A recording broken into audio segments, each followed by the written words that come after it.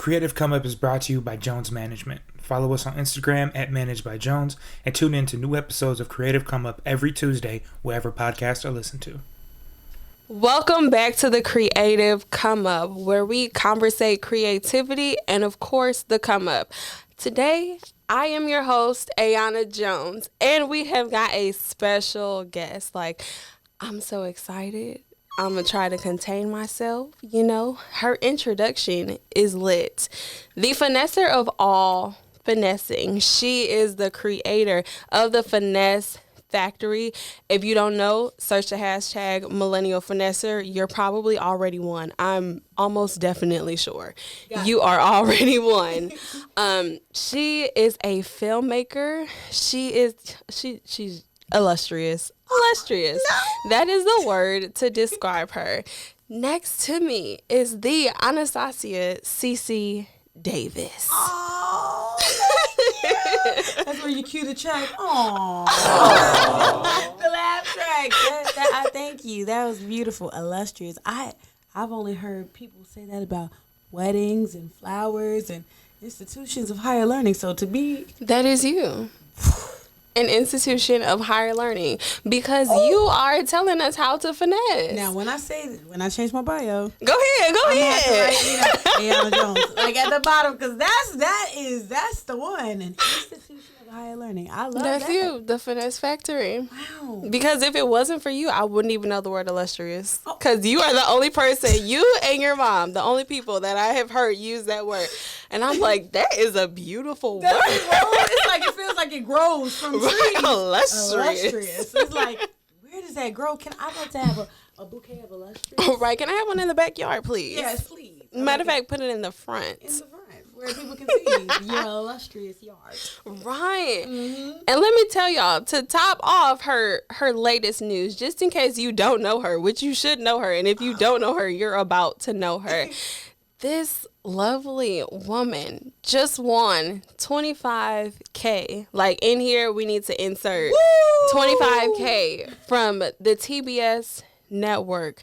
Tell us, me, everybody, how did you get it?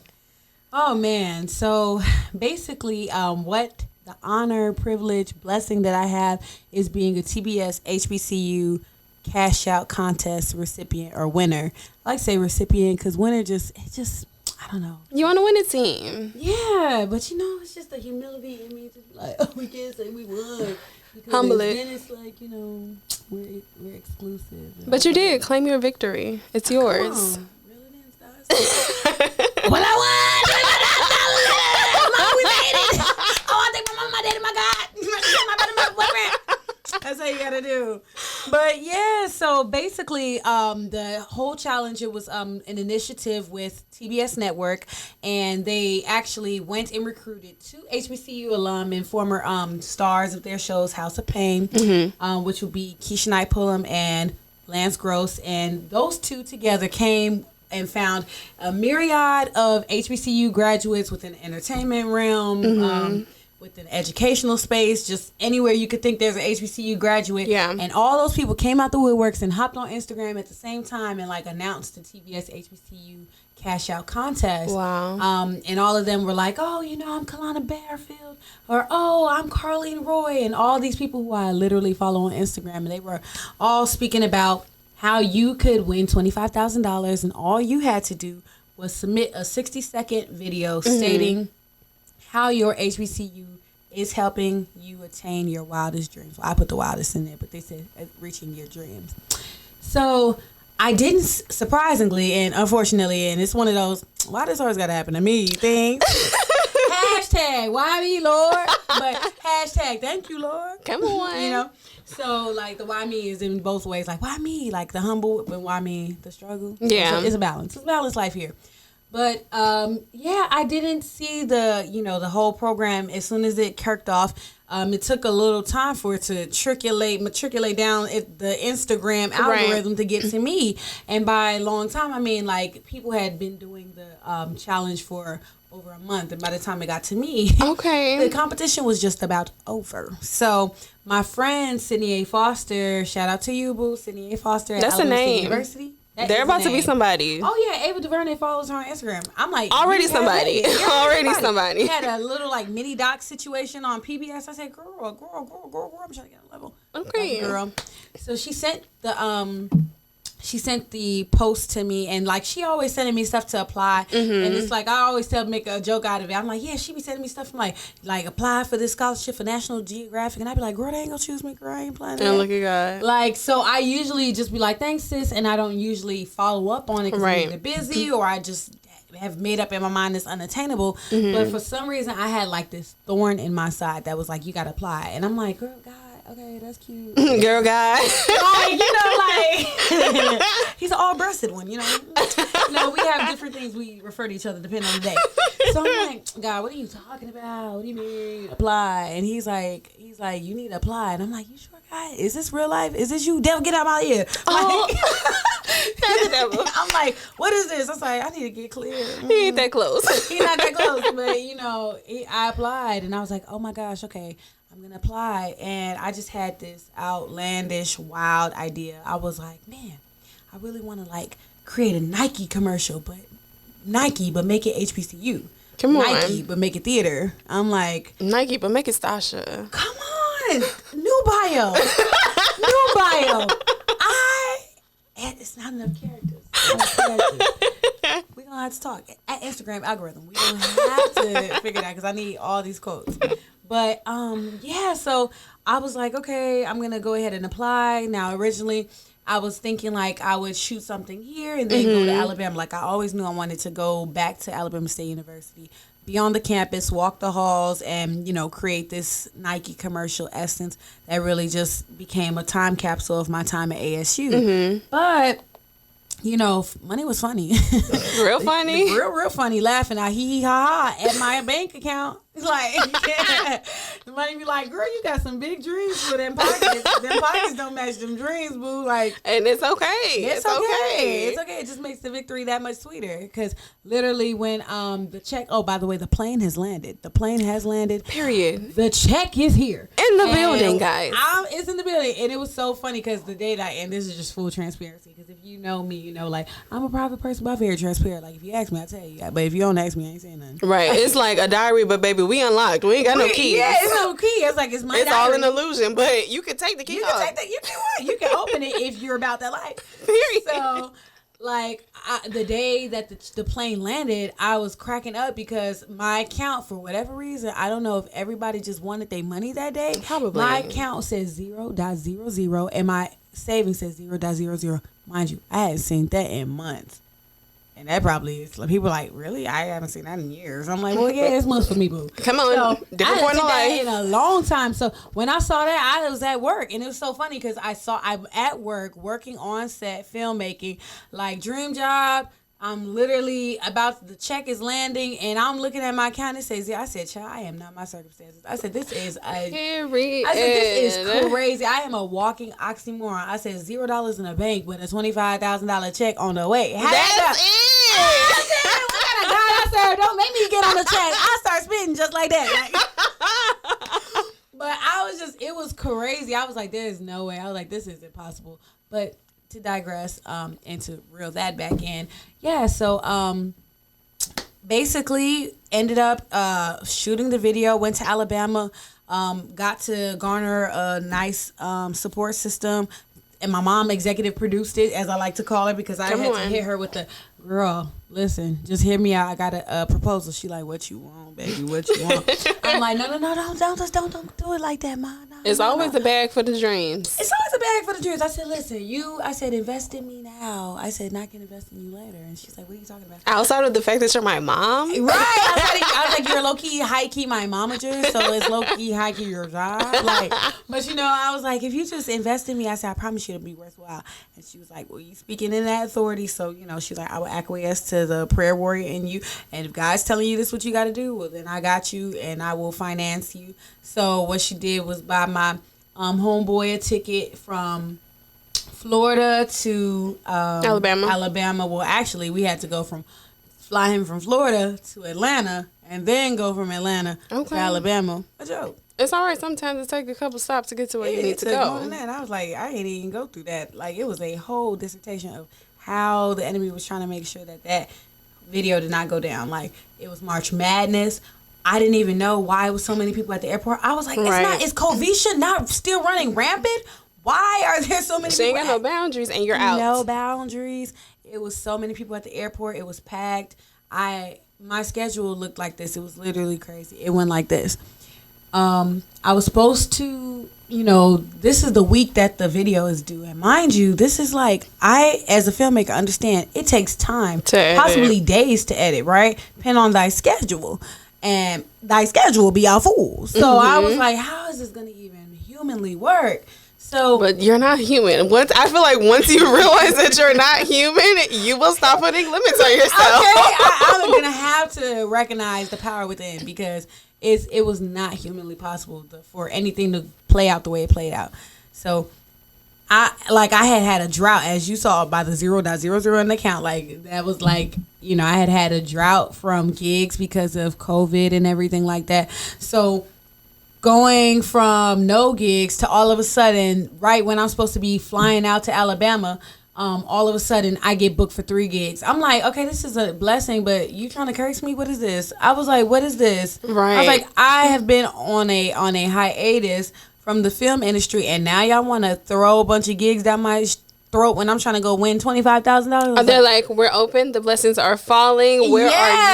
I was just so like happy and irritated at the same time. I was like, God, is this a joke? Are you telling me not to go to Alabama anymore? Or is this like a pick your blessing type of thing? Yeah, I was like, is this a pick your? I was like, what is this? I was like, what is this? Door number 3. Yeah, red pill, blue pill. I said, boy, I don't know. I ain't seen the rest. I don't remember how the Matrix ends. I ain't seen the rest. I don't know how it ends. I just know they do this and Mordecai wear leather. That's all I can tell you. I know it's a lot of rain, a lot of black shades. It's a lot of confusion. And that's what I felt. I felt confused. So I was like telling my mom, I turned down one gig. And my mom was like in me, because she's like, Mama, you're in like White on Rice. Don't you turn down another gig. She's like, do it all, baby. Do it. That's what she said. It's do 24 it all. hours and you've got 24 of them. And I'm like crying like, well, when am I supposed to sleep? Never. When you die. That's when you sleep. When you die. I'd be like, I need to report you. This is not healthy. I was like, Black mental health matters. Tired. We advocate for it. Tired. I'm like, what is she saying to me? I'm like, I'm your daughter. What is this? But yeah, so like she basically wanted me to do it all. So I ended up taking the gigs that she said take, and I had a gig to work on Power, so I worked on Power, and it ended up, like, I'm thinking it's going to be a day shoot, and the next day I'm going to catch my flight. A joke. I get a call, or an email, rather, at like 7 p.m. stating that the shoot for the next day is not an afternoon shoot or a morning shoot. It's an overnight shoot that we have to come in at like 5 or 7 p.m. depending on what block they booked you for. Yeah. And you got to stay until 5:30 in the morning. Mind you, my flight was at 5:30 in the morning. Make it make sense, Lord. Make it make sense. So is the shoot at the airport, and we just... I said, so is the plane landing on set? I'm going to let you Are we connect taking the off dots. from set? Right. I said, so I tell my mom that, and she's like, you just have to book a later flight. I'm like, well, money, because it's yours.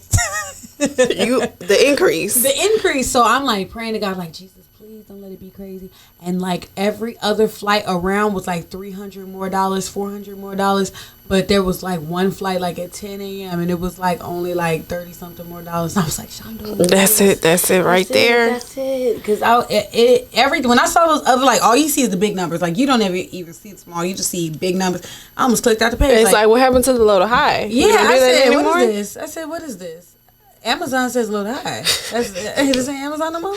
Oh, not at all. Not at all. So, yeah. So, booked that flight, switched it over, worked from 7 p.m. Mind you, I had been up before that, Right. set, because I'm like preparing, packing, trying to get everything together, getting camera, trying to write out my storyboard concept, like conceptualization, because the only thing that really was stressful about doing this video is that you're sitting here and you have so many hats at the exact same time. You are being the director, you're being the writer, you're being the storyboard artist, you're being the director, the stylist, the hair, The only thing makeup you're not dressing. doing is shooting. Yeah, that's the only thing. Even that, I still was doing some droning and some B-roll, and I'm like, It's a lie. it's a lie, and I'm stressed and I'm tired. So yeah, left from set 5:30. Poor Ronnie, my boyfriend. Hey Ronnie. We love you, Ronnie. He came, picked me up from set, drove me straight to O'Hare Airport, went from O'Hare, flew to Atlanta, went from Atlanta, thought I was going to go pick up. Oh, no, it wasn't even a straight shot. I had like a horrible 7-hour something layover in Denver, Colorado. And it be like when they do stuff like that, what direction is the plane going? Why is you can't tell me you needed to go toward California to come back to. It's no, nothing. make it make sense. No business. You had no business. The world is not mountains. flat. Make it make sense. You had no business. Get you some business. Come on.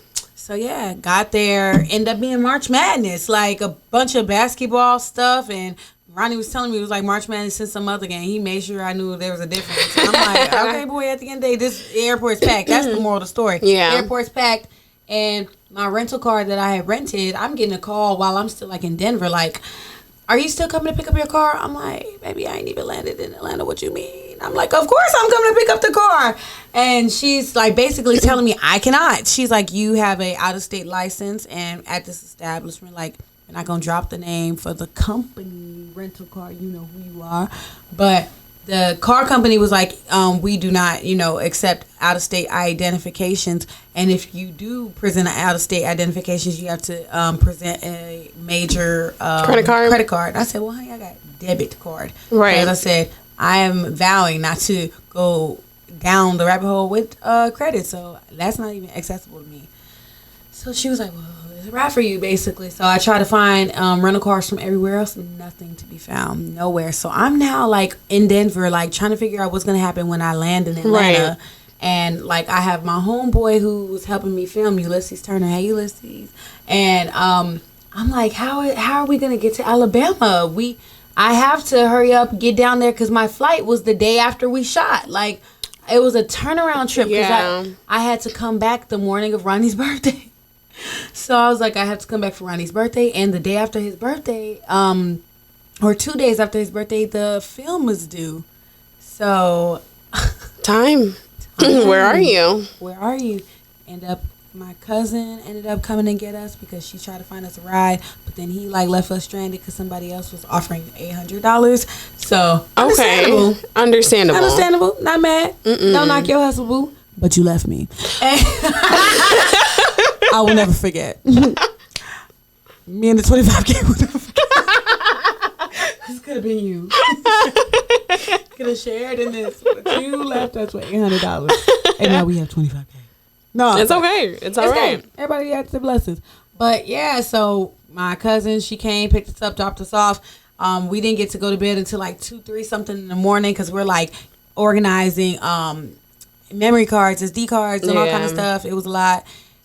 Ended up going to, we're booked for the theater like at early in the morning, like 8 a.m. because it's COVID. So the children or the kids, rather, young adults, whatever they want to call themselves, they have to be separated, Right. And they have different blocks for where their classes occur. So like they gave us a specific amount of time to be able to come in, shoot, and get the heck out so that they could resume classes. Like they already acquiesced so much for us. Shout out to Mr. Martin, Alabama State University, Mr. Brian Martin. He love you, chair of the department right now, interim, love you. So yeah, it was just a lot going on. Then when I got there, my original concept was like to have a monologue, but I had like 7 scripts written. I could not figure out which direction I wanted to go in. Like if I wanted to be somber, upbeat, happy, peppy.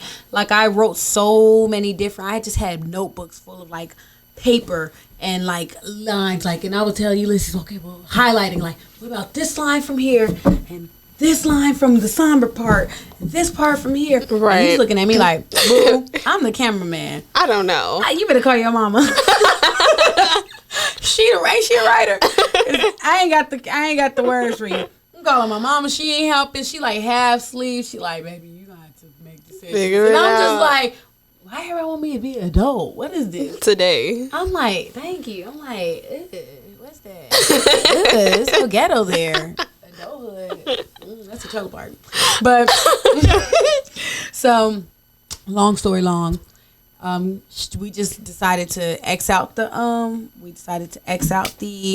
whole monologue thing because originally I wanted to talk to myself, like I was supposed to be on. That's why there's like a the scene in the beginning of me on stage, and then there's a scene of me in the audience. Not because we just thought it was cute, but because originally the concept was me going to be speaking to my younger self, right, and basically like encouraging myself and telling myself all the amazing things I'm going to end up doing at ASU. But we were like, that's nice and that's personable. But I told him like I wanted to do a more general approach, like with splashes of interpersonal experiences. Like I wanted something that would be palatable for any HBCU. Like I wanted any HBCU student to watch it and be like, basically, like feel that way about the film. Like, and that's good marketing. Yeah, because exactly. if you think like you want everybody to be able to relate to your story, but not be able to pick and choose. Like, oh well, I relate to this, I don't relate to that. I didn't do this and didn't do that. Like, it has to be general but still heartfelt. Yeah.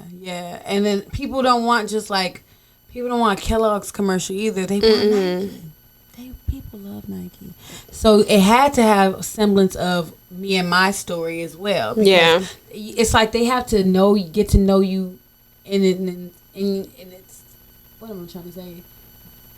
Get to know you in its entirety, but they still have to feel like there's so much more they want to know. Like, right. Like that. Almost like open Pandora's box and then close it back up again type of thing. So that's kind of where we wanted to leave them on a cliffhanger, but still make them feel like they really got to be a part of like my life and my experiences. Yeah. While keeping it palatable and marketable.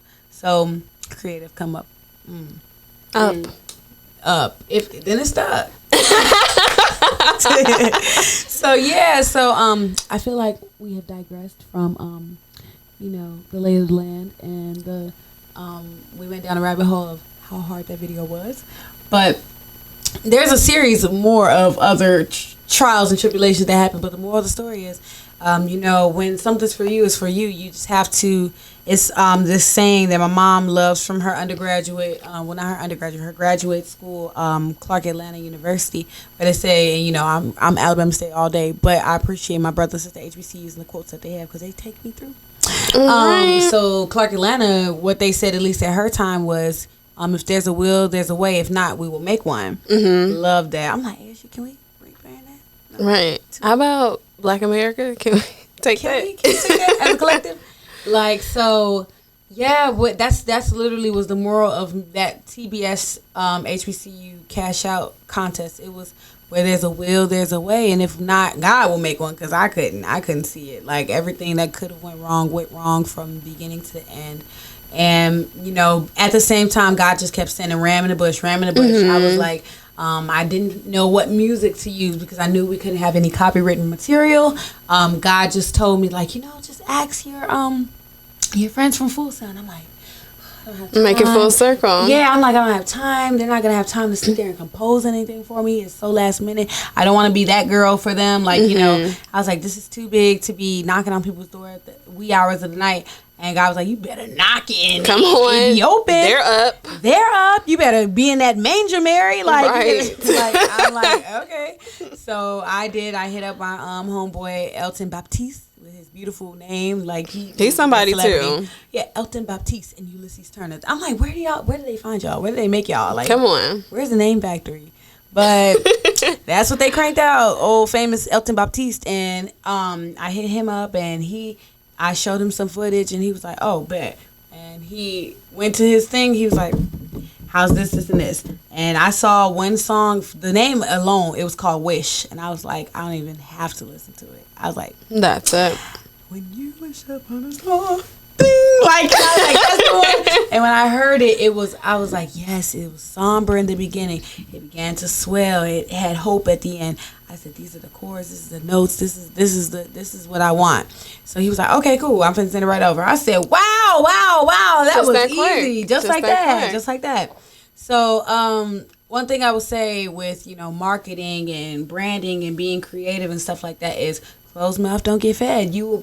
I would say collaboration over competition and, collaboration over lack of confidence, because where you lack, someone else can help you come up.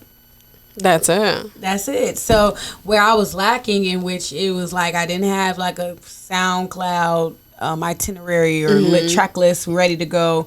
I didn't have an epidemic account where you can just get all this royalty-free music and stuff like that, or any of those subscriptions.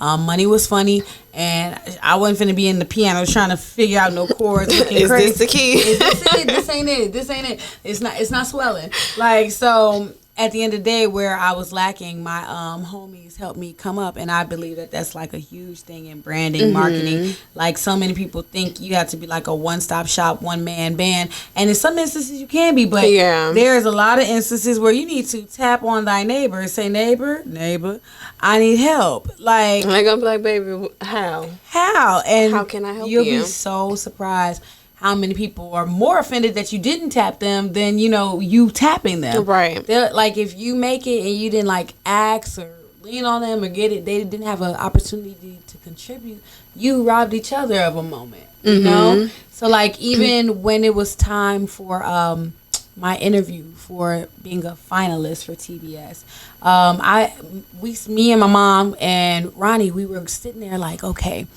they told us that they wanted people who could speak to our career and to our HBCU experience and ourselves as a person, but we could only choose 3. I said, what the heck? I said, okay. So I was like, okay, HBCU experience. Automatically, I was like, is it either going to be Ariel or Rita or Africa Miranda. Like, those were the top 3 I thought in my head. I was like, those 3 can really, really speak to my ASU experience. They saw a lot of different stuff and they could speak from like different elements. So I said, one of those 3 can represent ASU. Ari opted out. She was like, girl, I get nervous on camera. She said, I know I'm your friend and everything. She said, but baby, I got to pass the mic. And then my mom was like, well, thank you for your honesty. We ain't got time. She said, we trying to secure the bag. We ain't got time for the stumble. Like, thank you. She's like, that's why you her sister, because you ain't put yourself out there and put her out there.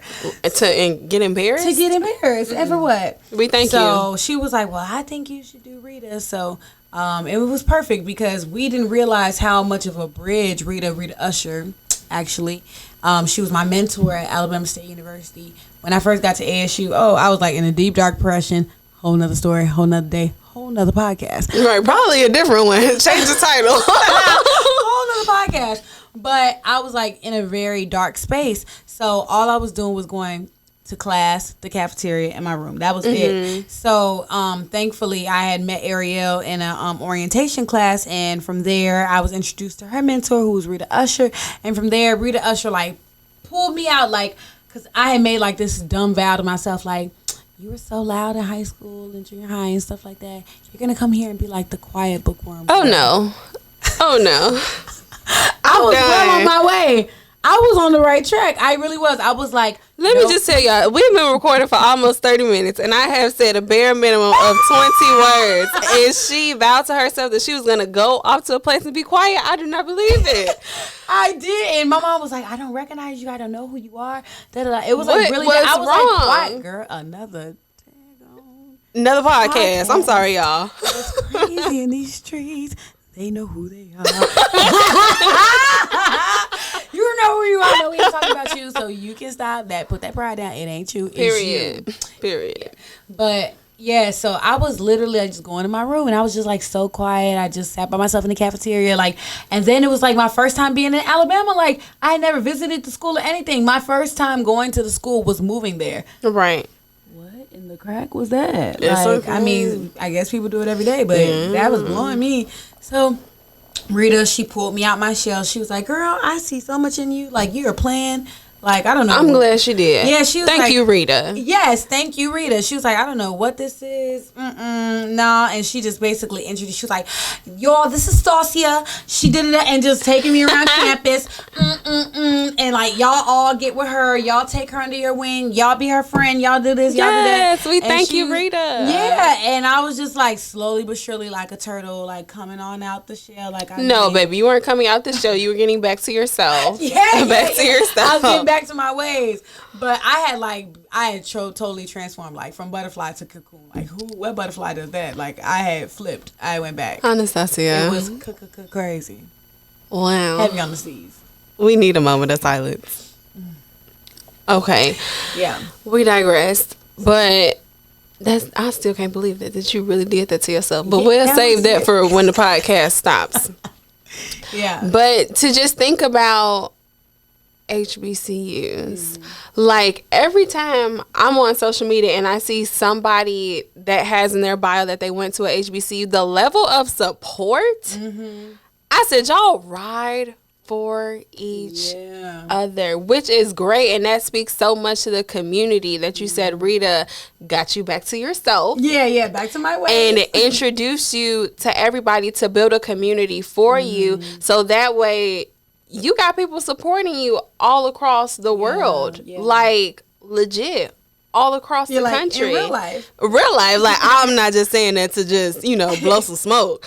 But realistically, it's literally all over the world. And a lot of people don't have that. A lot of businesses don't have that. Or they're like you, where they say, okay, I was this type of person in school, so now I'm going to completely flip the script, change up my brand, okay, switch that. And it don't work. It did not work. Because you look at some brands like, okay, yeah, I'm this, but now I want to switch. And people are like, no. I wasn't feeling that.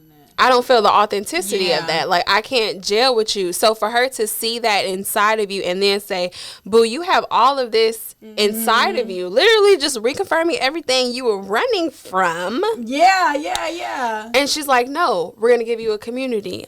I'm going to start this community, Anastacia's Village +1. Now we're about to go add some other people to this. So that way, when the time comes, you literally have everything you need to succeed in anybody, you name it. You on the table, I'm pretty sure it's somebody at ASU that's going to build you that table. And then somebody else is going to say, hey, well, I'm a metal worker and I can make the nails. And it's okay, where did you come from? All of this just for me to sit at the table.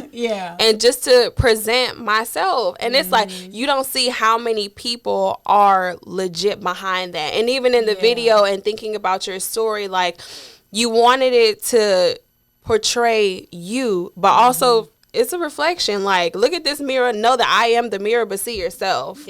In real life, that's what it was, and that's what you wanted people to see because you marketed that way. And oh Lord, that's a lot. That's a lot, but it's good. Come on, it is really good. I just be getting so. Ooh. She's like, ooh, marketing, ooh. Ooh, don't do that marketing. What's the sentence? What is it? Let me catch it. Yeah, I definitely would say, as far as the HBCU realm and just any institution of higher learning, not myself, because she told me that's what I am. So not speaking about myself, but speaking about, the traditional school setting. It's just a place to to begin your platform. I've seen people who started off at various HBCUs or schools, period. Like, if we're going over to PWIs, it's a guy. I wish I could remember your name, but I can't. It's okay. But he, when I was at Alabama State University, he was attending University of Alabama Roll Tide, the one you always see football, huge, the elephant people. Oh, okay. Probably the worst way to describe y'all, but I mean, you bet the imagery in your head now. Branding. Come on, it's there. It's branding. When you see that red, that elephant. But yeah, so his name is above me. I cannot remember his name exactly, but he was a black guy and he was attending that PWI. If I'm not mistaken, I don't believe they've ever had a SGA president of color, let alone black, because it's levels to the work of color. So you could be of color, but you could be the model minority, right? Or you could be, a more palatable of color. So for him to be not just of color but black, baby, listen, it gave him, I believe, that gave him a national platform. Yeah, running for that position at that predominantly white institution with a history of, dare I say, neglecting the possibility of a black candidate for SGA president. If my facts are wrong, please check me. I'm not above being checked. But to my knowledge, because words spread differently at HBCUs, girl, I heard. Come on, because it's the PWI, I ain't get it like that. Look, so if this is misinformation, oops, my bad, y'all. But I'm pretty sure this is accurate because I'm Anastacia Davis. My news is real. Period. Not that I ain't cross that T. Yeah. So all I'm saying is that one moment that he did in his academic career definitely impacted the trajectory of his life, because what you got to understand is the way you're branding yourself now, whether it be you're in the hood or you're at school, you're at a PWI or HBCU, no matter what community you belong to, your branding could possibly allow your reputation to precede you. So Right. if you are in EC, right, and let's say you are like a Denzel Smith or something, like his name precedes him. You know his name before you know who he is internally. Like his name, his reputation, it carries clout, and it gives him a platform to be able to move in different spaces, no matter what state he may be in or Right. what realm he may be in, whether it's entertainment or theological setting or academia. It does not matter. It's going to continue to follow him. Same thing with Malcolm Jones. It does not matter, which is also the founder of Jones Management, Managed by Jones on Instagram, and the Creative Come Up. If you all have not checked out the podcast from the last episode, Go back. Make sure you go back, just with girl time and tea time, and you go check out the fellas. Yeah. But we'll be here. Shameless plug. But yes, even with Malcolm Xavier Jones, which is Come on, government. too much government. Who is the lovely husband of my dear sis right here, okay? Even with his brand, you know, he has been able to, whatever he does, people will flock to it, because the brand that he's created himself isn't a specific genre or a specific type of task that he's promoting that he can do. It's excellence. Yeah. His brand is excellence. So at the end of the day, whether he's being a DJ, a party promoter, a business manager, an event curator, people don't care. A minister, they don't care. It's a Malcolm Xavier what project? I'm there. Right. It's a Because, you know, production. it's a production. They know it's going to have a specific type of energy, a specific type of high frequency in the room that is going to be conducted with respect and authenticity and professionalism and decorum. And people want that, and they're like magnetized to that. So with your brand, if you're speaking consistency does not necessarily equate doing a specific thing over and over and over again. Consistent as far as like your brand, or like, oh, I'm going to sell shoes today and clothes tomorrow. It's more about the way you sell shoes today, clothes tomorrow. Same thing with Rihanna. That's why Rihanna can flip through a catalog of any business venture. If she starts selling pencils, we all buying them pencils to match the Rihanna book. Trust me. Bookmarks. Nose rings. Oh, baby, we're here. Whitening strips. I don't care. Because it's going to be in the greatest fashion. The greatest fashion. Oh, it's going to be sexy. It's going to be seductive. You need to write with this pencil. Savage pencil. Pencils by Savage. Come on. Like, what? We just gave you an idea. Right. Riri, you heard it here. Like, I could just see her with whitening strips, but they look like grills. Like, Come on. come on. We got to get this stuff patented. Okay. Branding. But, so, yeah, that's what I think. And I think as far as my, like, bringing it back full circle to myself, I just wanted to show that for those who are watching who think like, oh, well, I don't have a community of HBCU because I didn't go off to school. Or, oh, you know, I went off to school, but I went to a PWI. Or, oh, yeah, I didn't go off to school at all. You know, I work at a casino like I did. I did. Like, it doesn't matter. Wherever you have a community, make an impact and be consistent in who you are and build that brand. That brand needs to be the essence of who you are, because inevitably people are following you, not what you do. So it doesn't matter what you do if you have the positive impact within yourself. And not only that, but people love to put people on who put other people on. Yeah. So for me, I feel like I received a lot of support because I don't mind turning around and making sure that door is unlocked. Like, don't give me the key. Oh, baby, we all coming in. Because I'm the one, I'll put that rock in that door. Okay, you thought it was closed? You all thought right. it was closed. That's real cute. Let's I'll move put that rock in forward. that door. And everybody's here. Like, so that's my mantra, and I try to bring as many friends as I can, as many people, even if you're not like my friend, if I just happen to have heard about your brand or know that you do something, I'm trying to put you on, because like, I'm not trying to eat alone. That's whack. Like, I don't dress up and go out to dinner to just sit by myself. Right. Who's taking a picture? Like, It's a question that We need are answered. Question that need answered. I understand self-timer, but it doesn't have the same effect. It doesn't on my No, ankles. Like, it's not up here. it's not up here.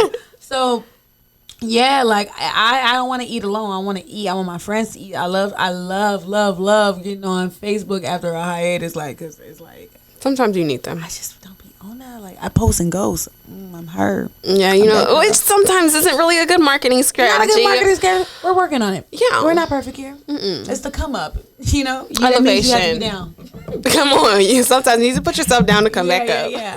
So yeah, I know. Like as long as you are willing to the same support you are requiring and requesting of others, as long as you're willing to put that same in, like there, I don't ever want to be the person who's like everybody's always shouting me out and I don't never plug nobody else out. Like, girl, I'm not shouting you out no more because you don't see me. Right. Like, you know, I'm out here helping you reach your wildest dreams. I'm helping you attain your goals, and it's free. The plug is free. It's literally free. Right. It's a 1-2. It's an add to your story. You don't even have to make it fancy if you feeling tired. Add to your story and be done. I mean, I'm going to dress it up. We going to add some gifs. I'm going to dress it up and make it real for you. You know, add a little song, go through my catalog, go through my brain, roll little decks, and be like, ooh, I think this song go good with that. And I'm going to do that because we're here about branding. We believe in branding here. We do. The presentation is everything, and everything's presentation. Mm-hmm. But, yeah, so that's, I would say that's another thing with the come up. Like, anything you do, if you really want to, you know, go far, go with others, you know, you want to go fast, go along, but that don't mean you're going to say that. Who's going to help you when you right. Yes. So, yeah, that would be my tidbit as far as the TBS. Long, bro. Ooh, Malcolm, you got to edit it. Ooh, bro, he going to be like, yeah, all right. Y'all really was here and there and back. All around. All around. Together. I know the struggle. I'm sorry. It's all right. But I love the emphasis on community. I love it. And the thing is, like, now, thanks to Corona, you see so many people starting businesses. Not even to knock anybody starting a business, but it's just like a one-man show. Baby, you need some help. You need somebody to tell you that this idea is and or is not working. Like, it is an emphasis on, because you never, businesses always start as one person.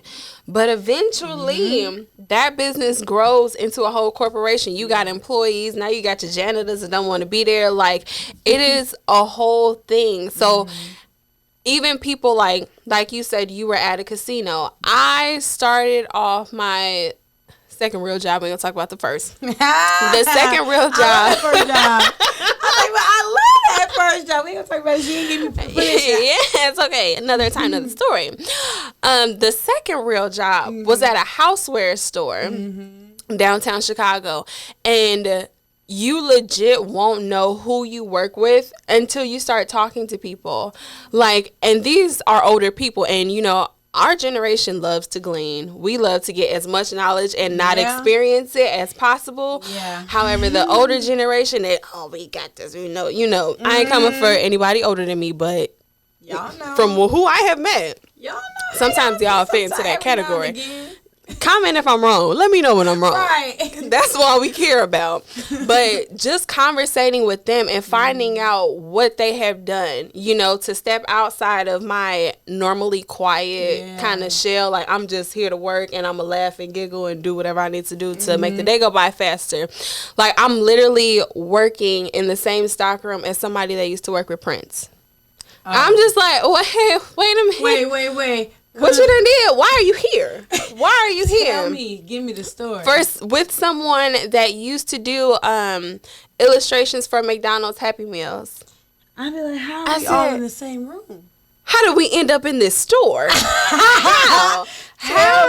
Tell me. It is like a plethora of what people do, and you literally don't know it until you say, hey, I literally can't do this by myself. Let me just talk to people. And it's not even talk to people with the intent of using them. It's talking to them because you genuinely want to know them, want to know their story. Because, girl, once I found that out, I'm going around asking everybody, so what did you do before this? Who are you? Well, I love you, but you know now, but I'm just trying to connect the dots. Like, And to think what led you here, like what was so enticing to you that, you know, you wanted to come here. Most of the time it was just like, hey, you know, that was a fast lifestyle. I'm a little bit older. I want to calm down, blah, blah, blah. And these are the people that will literally talk to anybody. Like the one guy that used to do the Happy Meals at McDonald's, Dan, literally knew everything about cookware. Shout out to Dan Klein, because I know Le Creuset is really good. And if you need pots, get you some Le Creuset. You know, but you know, different podcasts. And I'm just like, these are people that are longing for conversations with you. And even you might be at work and like, man, they talk too much. I ain't trying to hit it. Hello, you need to listen. Yeah. Because you never know what advice you could get from them. Like me being a person that went to school from graphic design, once upon a time I wanted to do a children's book. We still praying about the future. So having conversations with him and talking to him, it's like, oh, I can learn something from you. You know, what Debbie used to do with Prince, I didn't really get too far into that because he had passed away at that time. So that, you know, touchy subject. And I'm like, I ain't I'm not never be that person. Never be that person. I know you mourning, but can you tell me about it? Right. And I said, no, baby, I'm gonna let you mourn. So I don't need to know whatever you did. But we're respectful here. We are. We have to be. Decorum. Keep it all the time. The motto. Yes. So it's like, I don't need to know just to like get something from you. And I feel like a lot of people do that. They look at people that are associated with different brands and their whole motive changes. Like a lot of influencers on social media, you scroll through them comments, they're just like, oh, how did you get this? How did you get that? You know, Malcolm and Mike talked about it in the last podcast. Mike was saying he had family in his inbox like, oh, so when does the money roll in? And it's like, we have a different type of marketing strategy here, and our intent is different. I'm pretty sure when Jeff Bezos started Amazon, he was not like, I'm finna get to this bag. Right. He legit saw a need that needed to be met. Yeah. And he's like, let me just focus on solving this problem. You saw one problem is another problem. Don't think that 1 + 1 = 2 and then it's not 3, 4, 5, 6 to follow. The numbers keep going. They keep adding. So it's like, okay, I solved this. Now let me do this and let me do that. And it's like, okay, I solved this problem for my region, for my area. So now my marketing is in my area. However, I got one little person that's outside and I want to get to them. So I get to that one person outside of my market, outside of, you know, my region. And it's like, okay, our business is growing. We are expanding. Right. Let me keep going. And with that going, you got to acquire more people. So you tapping in that community like, hey, I met you at ASU. Do you remember me? Okay, if you don't, I don't need you to, but do you want to work? But do you want to work? You want to eat? Right. You got to. We don't starve. We can catch up later. That's not important. We got to tend to the business. Come on, we got lifetime ahead of us. Right, we got everything ahead of us. Sign this contract. We in for life. Okay, money to be made, and I'll talk to you in 5 years. How are you? You know, good? You're richer, ain't you? I know. But it's all about establishing a community when you're marketing outside of your target audience. Like, you need a community around you. You need people to tell you this ain't working, this ain't working. And thank God for Mama Davis for telling you, no, boo, you're going to have to make this decision on your own. Yeah. The cameraman, I forgot your name. Ulysses Turner. Of Upfield. Yes. Okay. Ulysses. Yeah, literally Upfield. Bring him up. And he said, no, baby, I'm going to stop you right there on this hot air balloon. I need you to elevate yourself because you got this in you. Yeah. And there are people that need to be around you to push you to say, this is not a we decision. This is a you decision because this is your brand and you need to say what you want to say. Yeah. So and you have to figure it out. Voice. Yeah. It can't sound like Nike one day, then Adidas another, and then all of a sudden we are ironing on every single brand. It can't do that. It can't do that. Once like, one fall off. What am I looking at? What? I don't know. I don't know. What am I hearing? At the end of the day, it's a Gildan t-shirt. And it's like, no. Like, you really try to pass but this is not Charblin. It hurt when I sit in the shirt. A little scratchy after I wash. A little scratchy. A little strong. But it's like, you have to find that in yourself and around you and period. Yeah. In life. Absolutely. In life. Like, for me, like, I have my dad, he always complains like, you and your mother, y'all are always one extreme or the other. There's no middle ground with y'all. Absolutely, might be a Virgo or Aquarius thing. You know, sure. The Lord don't like lukewarm. But y'all, that's what. Pastor, let me know. We're turn to my Lord, turn to my word, and find out. But yeah, so with me, I'm either very, very decisive, like know what I want. No, we're not trottling or not. That's the name. Straddling. We're not straddling the line between this or that. I said it's this. It's like very decisive. Like, no, I don't really want to bend, bip or bop. Mm-hmm. Like, I don't want to acquiesce to anything or anybody. And then there's this whole other realm of me where it's like, you decide, you choose. I have the wherewithal to figure it out. Just make a decision for me. There's too many options, too many possibilities. And then I'm already creating all the scenarios of how it could go in my head. Like, that's when you really got to channel your inner Nike. Like, you just got to do it in real life. You just got to do it. Just pick a color, blue pill, red pill, gray. Mix them up together. Right. I don't know. Figure it out. Like, so for me, like, I would say another thing that's like really stressful, probably for so many people with like trying to be creative, is trying to be clear with their voice. Like me, I consider myself as a multi-hyphenate. Shout out to Shameless Maya brother. He was the first person who I ever heard even use that word. Right. Multi-hyphenate. I saw that in the bio and I said, ooh, what? I was like, ooh, that feel like me. Multi. Add that. Many. Maybe. I was like, ooh, and it's not even negative connotation, like a jack of all trades, like they try to do people. Right. Which I hate that connotation, but it's another day, another dollar.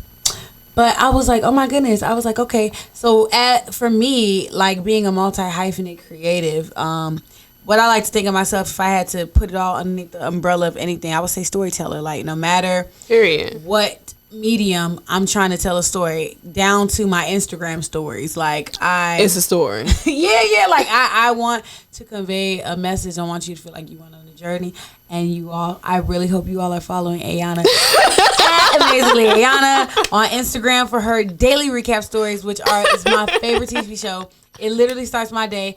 Prayer, coffee, Aonna channel. It's just a thing. It's a ritual. Me and Ronnie, I don't even think I used the bathroom before I'm watching it. Like, no, sis, empty your bladder. I empty the Instagram first. Like, the heck? I need to see what happened yesterday. Like, I gotta know. Like, that's my show. And then even my boyfriend Ronnie be like, babe, do you watch her show without me? And I'd be like, I waited all day for you. You know it's gonna go away. Are hilarious. You know it's gonna go away. She posts about 5 a.m. We have 2 hours to get this watched, and I can wait. 7:30, 8 o'clock is my latest. Like I'd be panicking, and then the alarm is set. The little things that be like, "Hey, Amazingly Aonna's uploaded the story," and I'm like, "Oh my goodness!" Post notification. Oh, absolutely, they are on. They are on. I know every time it hits, I be like, hey, I gotta worry. I don't have to miss it. You may miss it. I'm not missing it.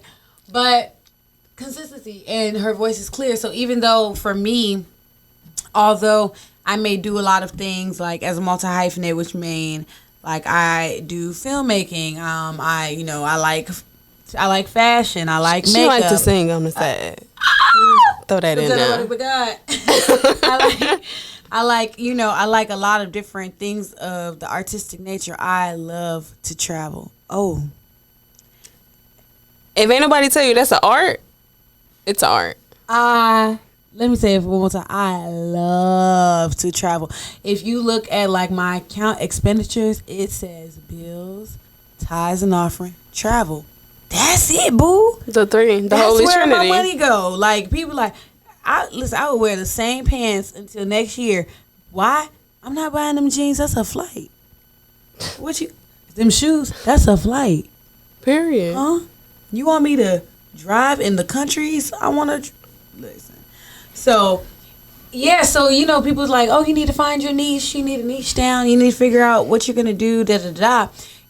And like I've tried. I definitely tried. I did a whole Instagram story one day, and I was just asking people like, what content do you follow me for? Do you follow me for this or that? This or that? This or that? And it was like, is it filmmaking or for travel? Is it travel or is it I was waiting for the both. Like, where's both? I'm not answering none of these because I want both. Yeah. She's like, And I was trying to see like what people took, and I realized it was all over the place. Like there were large numbers in every different pocket. Like it wasn't. There was like only one thing that people said like they didn't really care about. I think it was like beauty and makeup. I said, y'all over that? I said y'all over that. I said, well, you about to tell influencers because we got a lot coming. We have some more coming. So y'all gonna keep getting this content till they start sending me these boxes. I don't want to pay for no makeup. Right. So you gonna like this beauty. You gonna get this content. So I don't know what to tell you about that. Ain't listen to that. The customer ain't right today, but. Yeah, like so, you know, when I realized like all the various content that I do, period, I was just like, man, how am I supposed to niche down?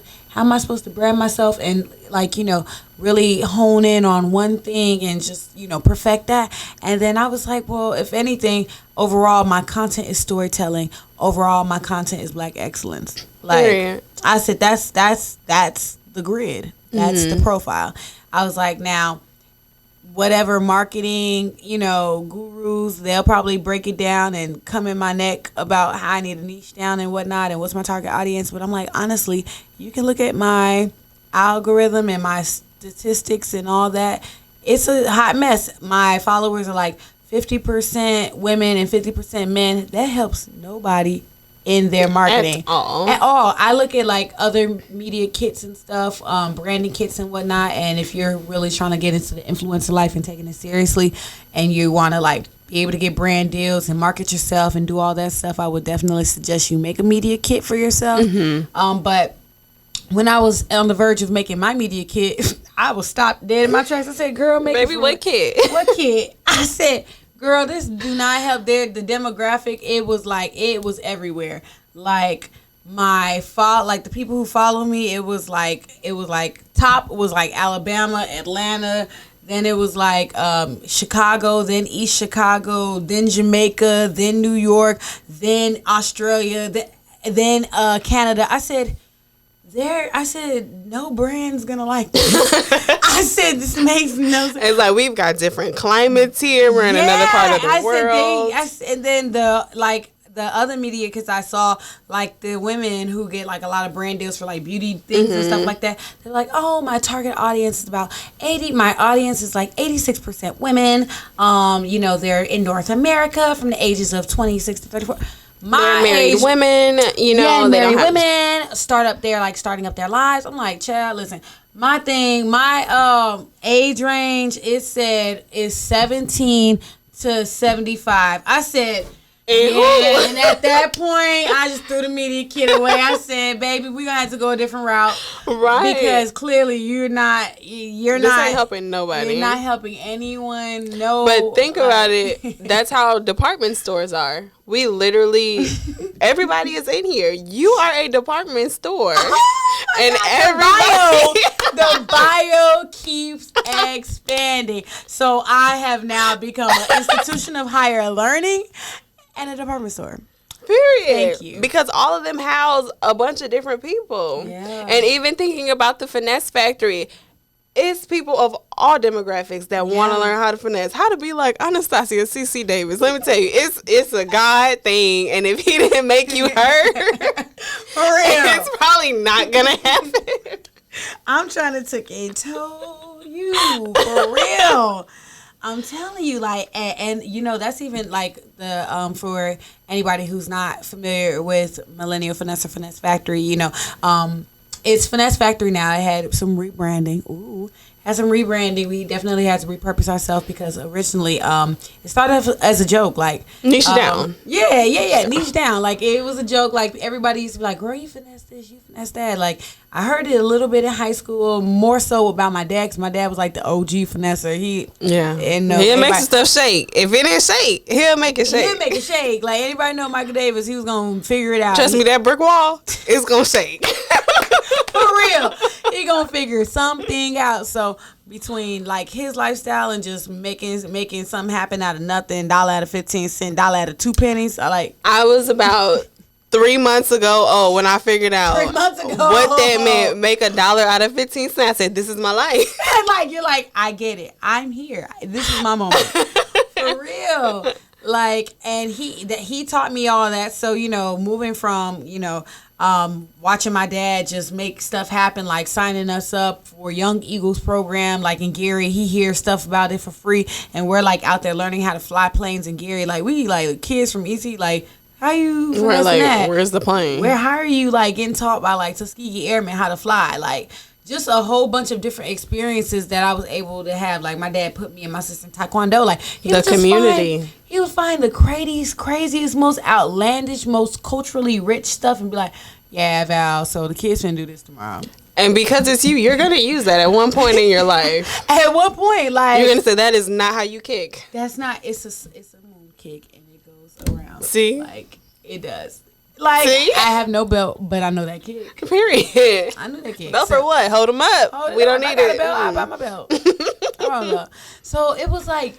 My dad, he was a finesser. So from there, of course, like I had, it was genetic at that point. So when I like grew up walking around here finessing stuff, trying to make something happen, like going, I ain't had no coins, so we go to Steak and Shake. I'm like, hi, I would like a water, please, and may I have 4 lemons, thank you.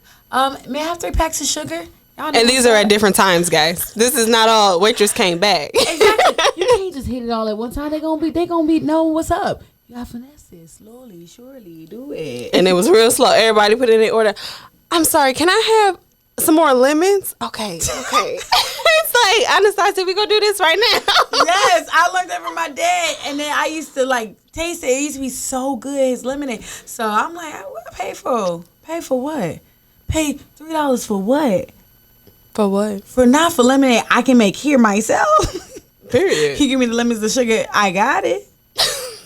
What? So, long story long, went from like doing crazy stuff like that, and then like it just got on a larger and grander scale. It went from like poverty finessing to like, you know, like real life finessing, like, you know, I'm gonna go to Jamaica and I'm gonna get an internship and I'm gonna do these, like just do things that like really quote unquote based off of the area statistics that I grew up around and was surrounded around, I should not been able to achieve. Mm-hmm. So, you know, from there, that's kind of like how the Millennial Finesser was born. Like, I was doing this video on YouTube, and I was just talking about how I finessed my way to Jamaica and to BET Awards and all that kind of stuff.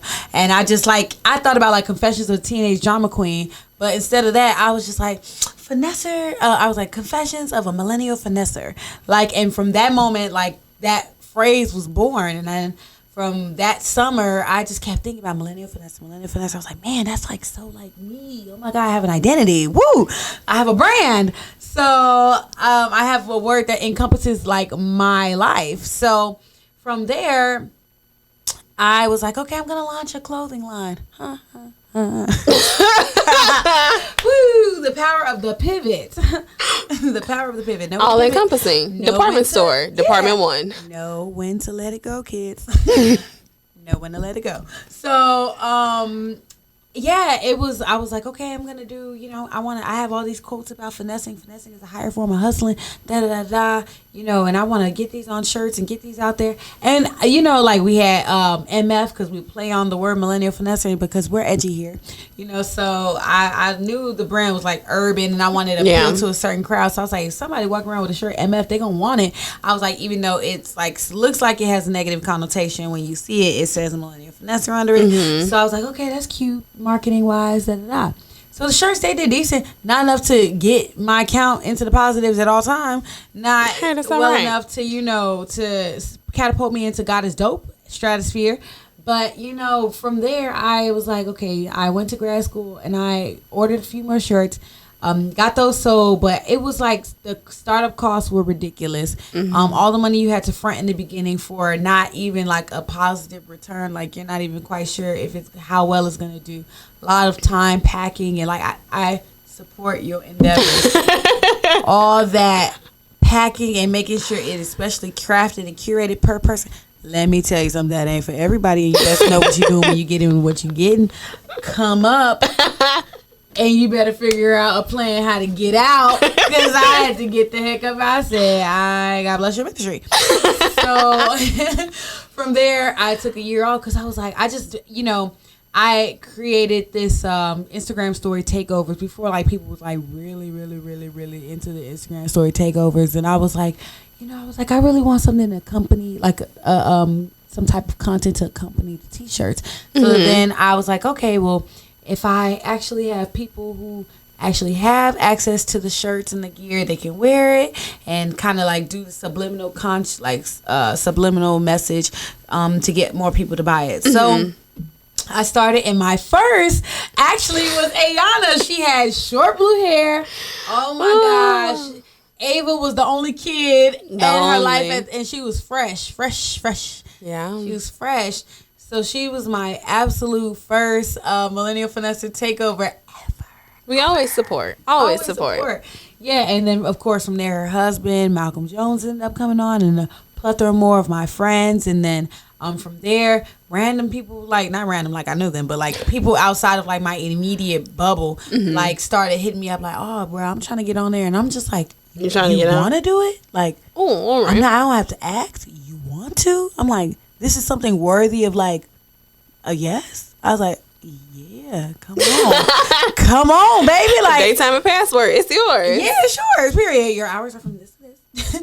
So yeah, from there, I would say we probably had over like 40 people do a takeover, and it was amazing. So many people, like, for a whole year and a half, like, just learning and seeing, like, it was like every other week, just another person from everywhere, from ASU, people in New York, like people who I didn't know like that, who I got to learn through the takeover. So I was like, wow, you really out here like finessing and doing dope stuff. I didn't even know, because you just asked if you could come on, and I'm like, yeah.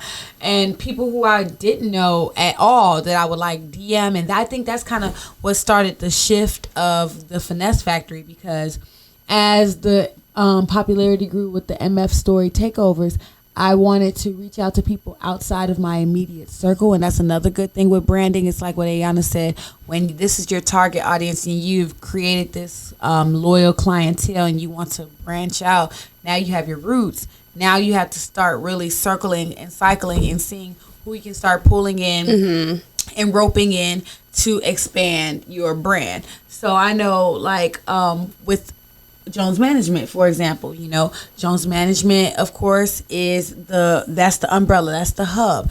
This happens to be a subsidiary underneath the company, which is additional content, which brings in a whole new market, because you have all these other people who are watching, and then all the people who are connected to the people who are being brought on. As we advertise it as the podcast interviewees, we bring it to our audience, which thus gives more eyes to Jones Management and Creative Come Up, and it's just a whole beautiful circle that blesses both. We get content, they get content, they come up, we come up. We're building our brand and sharing our story. They're building their brand and sharing their platform, and it's a win-win situation. So as I began to do the takeovers and get more people involved, I started thinking to myself, I wonder if I can get people with like blue checks to do it. Or I wonder if I could get, people who have like 10,000 followers. Okay, 20,000, 40, 50. Like, it's kind of like how I was thinking. I started like reaching. So from there, we took a year off in 2019. I was like, I don't want to do clothes anymore. As y'all already know, like, I don't want to. I don't want to do that anymore. I was like, I want to focus more on the content that we're doing. I said, because I was like, I feel like we have a message more than just, whimsical shirts that every now and again may or may not get sold. I was like, that people may or may not rock with or not even get what it means. I was like, it's not like a regular message. I said, it's a very unique message. Finesse Factory, it's not one of those like, God is dope. You know what they saying? God is dope. Like, this was a shirt you have to explain, and as Malcolm has let me know, if you got to explain it, like, it's not clear enough. Tighten up. So I had to tighten up. So totally remarketed and rebranded for the second time, and as I am so happy to see that there are brands that have went through numerous rebrands, which like I didn't know initially starting up. So I felt I had all this like guilt and shame about remarketing and rebranding, because like, if you don't know what other companies have went through, like how Nike used to be Blue Ribbon Athletics, a joke.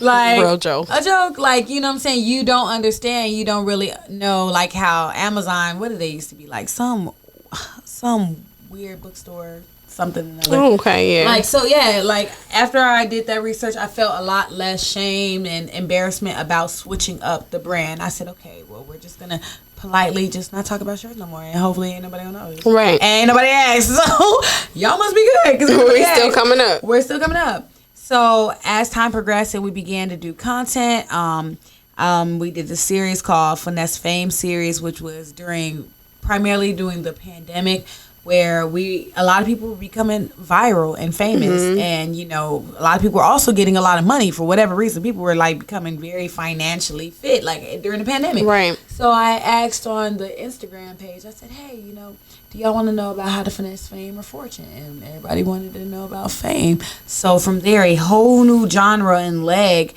of content grew out of Finesse Factory, and also we switched over from Millennial Finesse to Finesse Factory because as the Instagram takeovers began to progress, I started reaching out to people who were in generations outside of millennials, like our pastor, Pastor Donald Ramirez of the Cross Church. He's not a millennial, however, he's millennial minded, and I would consider millennial minded being people who are innovative but still give honors to the past. So we embrace both sides of the spectrum. So with that being said, I was like, okay, well, clearly, millennials. And then I also ended up getting some Gen Z kids. They were like 2 kids who created this entire company that's been on like every news site known to man, because they were like 11 years old and like 15, and they created this button called Not Okay, which is like this panic button for if you're feeling either suicidal or seriously injured, and it sends out like messages to your emergency contacts and alerts the local authority and pins your last location. So I'm like, this kids went like to some type of coding camp and came back with like however amount of money worth idea, and I was like, I had to get them on, so I got them on to do Instagram story takeover, and that's when I was like, okay, now they're not millennials, clearly they're children. I was like, it's not about just millennial finesse. It's not. I was like, it's a factory. It's an entire factory, and it's like cranking out success stories on a conveyor belt. I was like, oh my gosh, we're the finesse factory. Oh my god, literally. Oh my god, we have a brand again.